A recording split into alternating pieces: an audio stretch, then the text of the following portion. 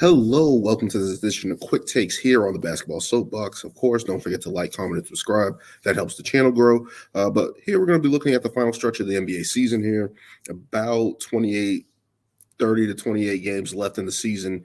I'm going to be taking a look at the Eastern Conference to start this one off. I'm going to be looking at, of course, the Boston Celtics, who are the number one team out in the Eastern Conference here. Let's take a look at their record. 44-12 so far in the season, best record in the NBA, 26-3 at home. 18-9 on the road. They just picked up a win against the Chicago Bulls and have been 18-6 since January 1st. And the Boston Celtics just continue to roll, be top five on both sides of the ball in offense and defense, shooting the ball really well. People have been criticizing them about living and dying on the three, but the Celtics just have consistent play from all their guys, especially their starting five with Jason Tatum, who's putting up 27 points a game. Jaylen Brown, who's putting up 23 points a game. Kristaps Porzingis is also putting up 20. Derek White, Drew Holiday are good scorers as well.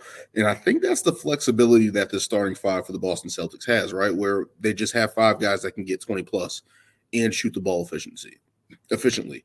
Looking at these guys here, especially led by Jason Tatum, who has just been on a tear, of course, just had that recent comment about being the best player in the NBA and how he wants to take that next step. And the only way that happens is if he wins a championship. And that's how he's been playing so far on the season. Now, is he a leading MVP candidate? No.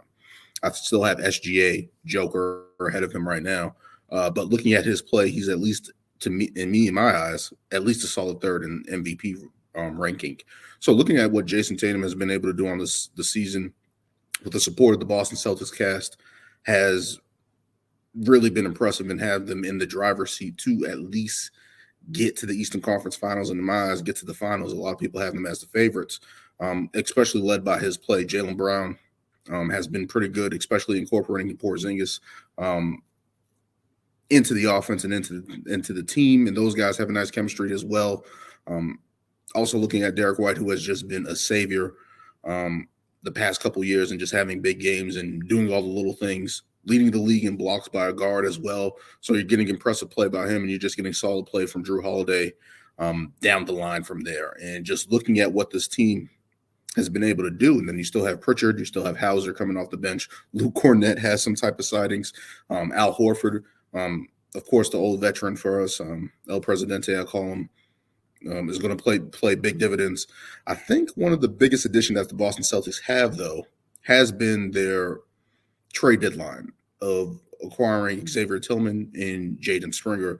And I think those guys are going to pay dividends down the line, especially bringing up depth to this Boston Celtics, where you're looking at the bench there, you're looking at Peyton Pritchard, who's a little bit undersized there and gets picked on defensively at times, but can still have those offensive moments. Same with Hauser. But now you have Jaden Springer, who can bring that energy off the bench as a defensive presence and impact and athleticism. Kind of similar, I think, what they were expecting out of Jordan Walsh, but that development just isn't there. But they saw a need to get a bigger guard on a similar size of Drew Holiday and provide some explosive plays. I think that's something that he can potentially bring in that role, as well as if he's even able to knock down a three-point shot. He can play in different lineups, potentially even play the three in some lineups. But I think that's just a option that the Celtics can explore, especially providing some rest for Derek White, who might have some trouble in defensive matchups with bigger guys and stuff of that nature. Drew Holiday, even Jaylen Brown and Jason Tatum at the three and stuff like that. So I think there's some flexibility with him potentially there. Looking at Xavier Tillman, I think people forget what he did in the Western Conference playoffs last year with the absence of Steven Adams and Brandon Clark for the Memphis Grizzlies. And he was able to play against Anthony Davis and play well. He's undersized, but can provide some type of big man depth to the Celtics. And again, another option to have, especially when you're not trying to have Al Horford ramp up his minutes so far late in the season. You can have Xavier Tillman play in that role. It's going to be interesting to see if him and Porzingis play as well together, because they do. I think they complement each other. There's still an inside presence. There's an outside presence. Tillman can take on some of those matchups there on the inside there for Porzingis in those matchups there.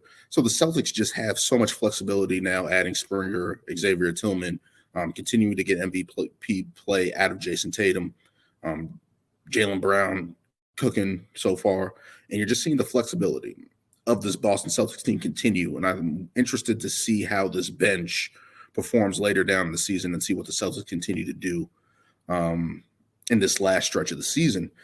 Big test here tonight against the New York Knicks, of course. The New York Knicks have been playing well. I'll be talking about them in my next segment.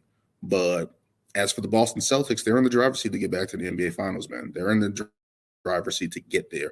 Looking at their last notable games on the season, they have OKC again, who they played us tough and beat us down there in OKC. We have Cleveland, who has been improving with the return of Evan Mobley and Darius Garland. Hopefully, Donovan Mitchell's back up for that matchup as well. We got Denver as well, who beat us, who ended our 20-game home win streak. So it's going to be interesting to see that as well. And we're looking at Milwaukee, Phoenix, and New York Knicks with 2 games apiece against those teams. So it's going to be interesting. Some tests there. Milwaukee Bucks just got the win over Minnesota tonight. So it's going to be interesting to see how they play and how improved they're going to be by that time we face them. Phoenix has been battling a little bit there. Added Royce O'Neal at the trade deadline, but still have Kevin Durant, Devin Booker. Whatever is going to happen with Bradley Beal, but it's going to be an interesting matchup. And the New York Knicks, who are looking to pose a threat to the Boston Celtics in the Eastern Conference playoffs at some point. Looking at those teams that can potentially be a threat, Milwaukee, of course, is still there with Giannis and Dame. New York is there with Jalen Brunson, Julius Randle, whenever he comes back, and their revamped offense with OG Anunoby and Bogdanovich and those additions that they made. And then you're looking at Cleveland, of course. Those are the guys that can potentially provide some type of resistance in the Eastern Conference just because they're rough and tough. And you're looking at whatever position that the Philadelphia 76ers are in when Joel Embiid comes back, if he comes back this season. So definitely some teams there that can provide some resistance for the Boston Celtics. But I think the Boston Celtics, with their addition, their depth, their shooting ability, and a guy that's an MVP candidate, I think the Celtics are in a good position to get back to the NBA Finals.